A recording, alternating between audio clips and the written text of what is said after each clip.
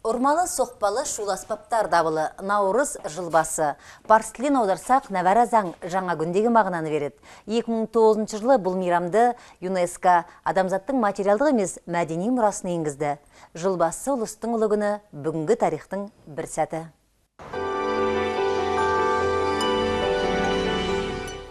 Күн мен түн теңелген мерекенің шығу төркіні жайлы аңыз көп. Парсы патшасы Жамшид жаулап алған жерін аралап жүріп, түркітілдес мекенге тап болады. Уәзірлеріне күнге бетке қаратып үлкен тақ орнатуды бұйырған. Күн сәулесі тақпен шағылысып, айналаға ерекше нұр шашқан деседі. Содан бері жұрт бұл күн 22 наурызды жаңа жыл есебінде тойлауды әдетке айналдырған дейді шығыс терегі. Ғалымдар бір жазбада мерекенің 7000 жылдық тарихы бар десе, енді бірі ғұмыры 5000 жылдан асады деп жазуда.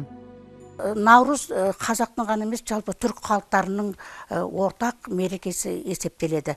Ертеде мысалы наурызды әртүрлі жағдайда қарсы алып өткізетін болған. Мысалы, кейбір елдерде оны көбінесе жаңағы діни салттық дәстүрде өткізеді, және де оны неше түрлі мал сойып, неше түрлі жаңағы ғұрыптық жоралар атқаратын болған. Ал енді қазақ дәстүрінде де сондай жоралар болды, бірақ негізінде қазақтың дәстүрінде көбінесе жаңағы музыкалық шараларды қоса атқарумен бірге өткізілетін болған. Наурыз туралы алғашқы мәліметтер антикалық және орта ғасырлық деректемаларда кездеседі. Мереке 18 ғасырға дейін ежелгі Грекияда, Римде, Ұлыбританияда аталып өтілді. 1700 жылға дейін ежелгі Русьте тойланып келген.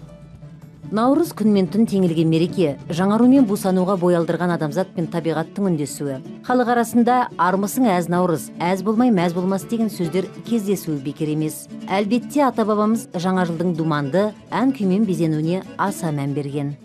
Наурыз келе жатқанда оны қабарлау үшін жастар шығып, жаңағы үрлемелі, бізде ұран дейміз, керне дейміз, сондай аспаптармен оған қосып, жаңағы дабылды, соқпалы, дауылпаз дейміз, шың дауыл дейміз, сондай аспаптарды қолдана отырып, наурызды мерекесінің басталуын, және де оның жалғасуын, аяқталуын осындай аспаптардың үнімен беретін болған.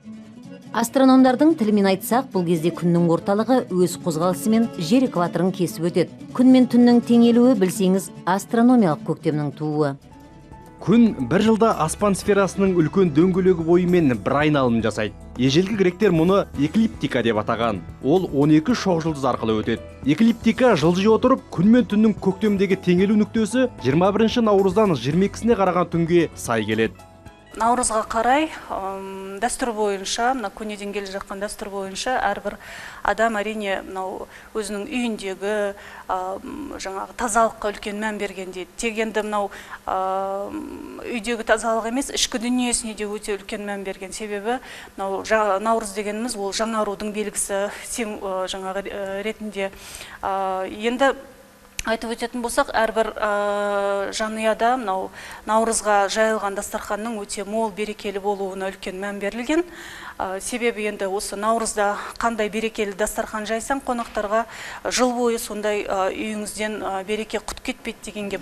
Негізінен ұлыстың ұлы күнін түркітілдес халықтар тойлады. Тәжік халыққа айтулы мерекені бәйшешек, гүлнавруз, татарлар нардуган, бирмалықтар су мейрамы, хорезмдіктер наусарджи, буряттар саган сара, армяндар навасарди, чуваштар нориз ояхи деп атайды. Түркі жұрты жылына бір келетін жаңа жылды дабылдатып қарсы алған. Ал қазақ үшін 62 тамырыңды жібітер қорқыттың қобыз үні ежелден ұлыстың ұлы күнінен хабардар етіп отырғаны анық.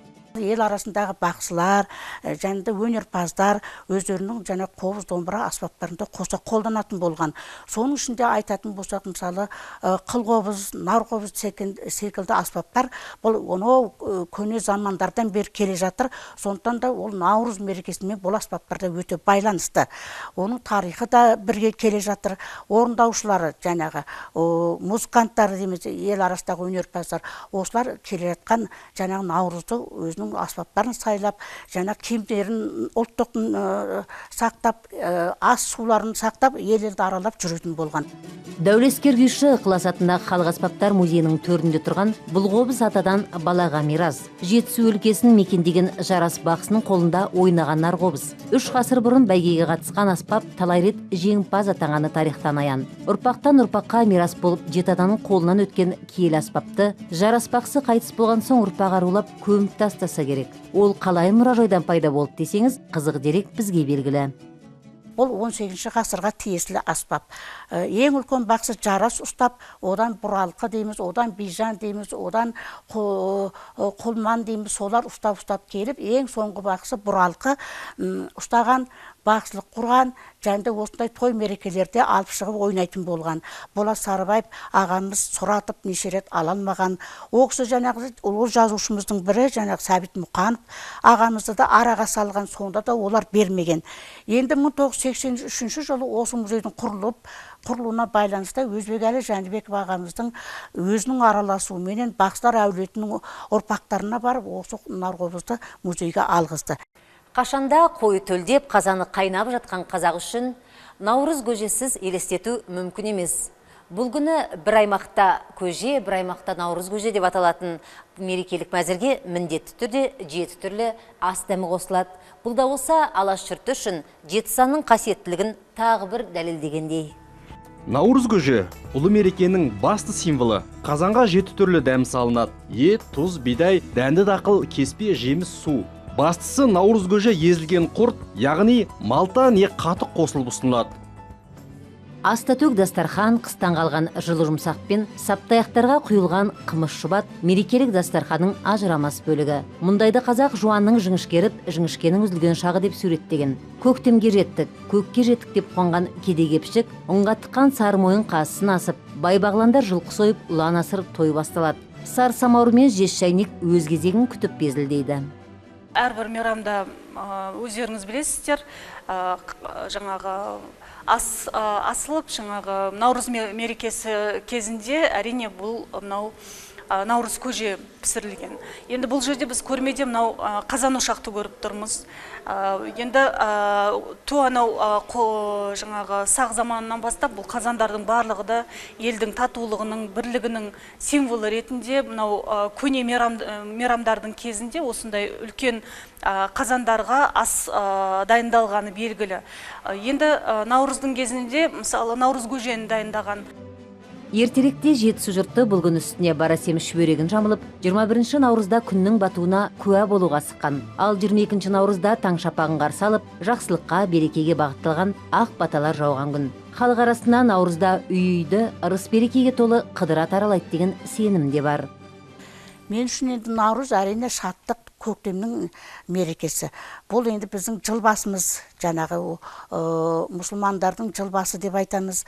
Бала шағаларымызға жаңағы Наурыз көжемізді ішкіземіз деген сияқты. Бұл енді мерекелердің ішіндегі бір жаңағы адамгершілікке, инабаттылыққа, жаңағы өзіміздің рухани дәстүрлерімізді сақтайтын мереке ретінде атауға болады. Бозбала мен бойжеткен бұл күнді қолға арысқанша Алтыбақан басында өткізеді.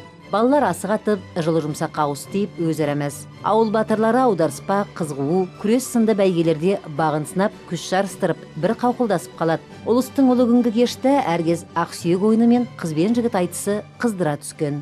Әжелеріміз осы үлкен жаңағы қазандарын алып, оған Наурыз көжесін асып, барлық жаңағы тәтті мәттісін жаңағы дастарханға қойып, келген қонақтардың барлығына да осы Наурыз көжені тоя ішіңіздер, осы жыл бойы тоқ жүресіздер деген секілді осындай айтып отырған. Енді осы келе жатқан Наурызда мен барлық жанұяларға ең бастысы амандық, береке, бірлік, ынтымақ тілегім келеді. Наурыздарыңыз, осы Наурыз тойы құтты болсын. Десекте қазақ арасында атадан мал қалғанша тал қалсын деген нақыл бекер айтылмаса керекті. Жыл басы тазалықтың, ұрпақ жалғастығының, жаңарудың белгісі. Жылдар өте мерекенің кейбір ғұрыптары ұмытылып, есесіне заманына қарай жаңа белестер бой түзеді.